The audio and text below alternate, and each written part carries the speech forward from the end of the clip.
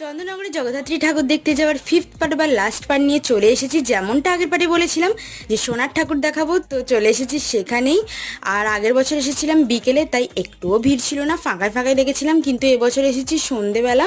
Just লাইনটা দেখতে পাচ্ছ, অনেকক্ষণ দাঁড়িয়েছিলাম, কিন্তু ঠাকুরটা দেখে মনে শান্তি হয়ে গেল। মানে 100 ভরির ওপরে সোনা পড়েছিল এই ঠাকুর। দেখতেই পাচ্ছ তোমরা, কেমন লাগছে অবশ্যই কমেন্ট করে জানিও। আর কমেন্টে সবাই জয় জগদ্ধাত্রী মা বলে কমেন্ট করে দাও। আমার তো দারুণ লেগেছে। আর এখানে না ছোটোখাটো মেলাও বসে গিয়েছিল, এত ভিড় হয়েছিল যে কি বলবো। দেন এনার সাথে দেখা হলো, হাত মিলিয়ে তারপর যাচ্ছি নেক্সট ঠাকুরের কাছে। আমরা ভাবলাম হয়তো জগদ্ধাত্রী ঠাকুর আছে, কিন্তু না, এখানে কালী ঠাকুর আছে। এত বড় কালী ঠাকুর আমি লাইফে ফার্স্ট টাইম দেখেছিলাম। তারপর রাস্তা দিয়ে গিয়ে এখানে চলে এসেছি স্টেশনে প্রচুর ভিড় হয়েছিল, প্রচুর পুলিশ ছিল।